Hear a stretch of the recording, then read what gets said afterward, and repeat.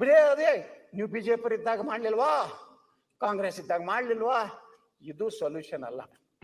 ಇಲ್ಲಿ ಬಹಳ ಆದ್ರೆ ಏನಾಗೋದಿದೆ ಇದು ಗೊತ್ತಿದೆ. ಇದ್ರದ್ದು ಎಂಡ್ ಏನಾಗೋದಿದೆ, ತೀವ್ರವಾಗಿ ಖಂಡಿಸುತ್ತೇವೆ, ಉಗ್ರವಾಗಿ ಖಂಡಿಸ್ತೇವೆ.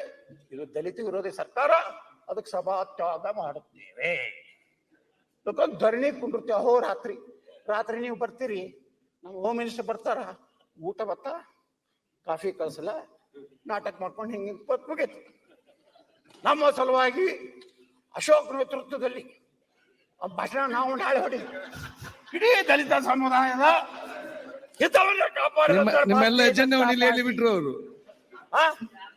ಇದು ಪರಿಹಾರ ಅಲ್ಲ, ಈ ಸಭಾತ್ಯಾಗ ಅಲ್ಲ. ನೋಡ್ರಿ, ನಾನು ಈ ಮಾಧ್ಯಮದವ್ರಿಗೆ ಅಭಿನಂದನೆ ಸಲ್ಲಿಸ್ತೀನಿ. ಯಾಕಂದ್ರ ಅವ್ರು ನಮ್ಮನ್ನು ಚುಚ್ಚಲಿಲ್ಲ ಅಂದ್ರೆ ಹೇಳ್ತಿದ್ದಿಲ್ಲ, ಗೆರೆ ಹಾಕಿದ್ರು. ಇದು ಗಪ್ಪಾಗಿತ್ತು. ನಿನ್ನೆ ನಾ ಭಾಷಣ ನೋಡಿದಾಗ ಅಶೋಕ್ ಬಲಿನೂ ಇಟ್ಟು ಐತಲ್ಪ ನಾಲೆಜು. ಇಟ್ಟು ದಿವಸ ಯಾಕೆ ವಿರೋಧ ಪಕ್ಷ ನಾಯಕ ಮಾತಾಡ್ಲಿಲ್ಲ.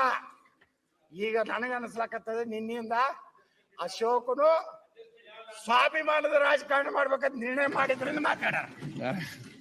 ಹಿಂಗೆ ಕೊಯ್ ಕುಯ್ ಕೊಯ್ ಯಾವ ಅಪ್ಪ ಮಕ್ಕಳಿಗೆ ಯಾರು ಅನ್ಸಬಾರ್ದು, ಯಾರಿಗೂ ಅಪ್ಪಾಜಿ ಅನ್ಬಾರ್ದು. ನಮ್ಮ ಅಪ್ಪಗೆ ನಮ್ಮ ಅಪ್ಪ ಅನ್ಬೇಕಷ್ಟೆ. ಈ ಅಪ್ಪಾಜಿ ಸಂಸ್ಕೃತಿ ಏನಿದೆಲ್ಲ ನಮ್ಮ ರಾಜ್ಯದಲ್ಲಿ, ಅಪ್ಪಾಜಿ ಅಥವಾ ಕಾಲಮಿದೆ, ಅವ್ರ ಕಾಲಲ್ಲ, ಅವ್ರು ಮುಟ್ಲಕ್ ಸಹಿತ ಹೆಚ್ಚಿಗೆ ಬರ್ತೈತೆ ಅಂತ.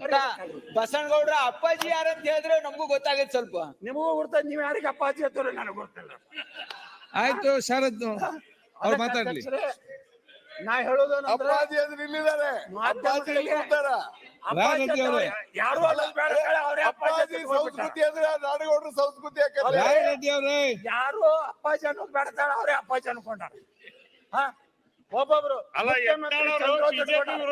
ಮುಖ್ಯಮಂತ್ರಿ ಚಂದ್ರಯ್ಯ ಮುಖ್ಯಮಂತ್ರಿ ಅದಾರ, ಸಾಹಿತ್ಯನ ಮುಖ್ಯಮಂತ್ರಿ ಚಂದ್ರ. ಮಾತಾಡ್ಲಿ. ಅದಕ್ಕೆ ಅಧ್ಯಕ್ಷರೇ, ಇದು ನಾವು ಹಗುರವಾಗಿ ತಿಳ್ಕೊ.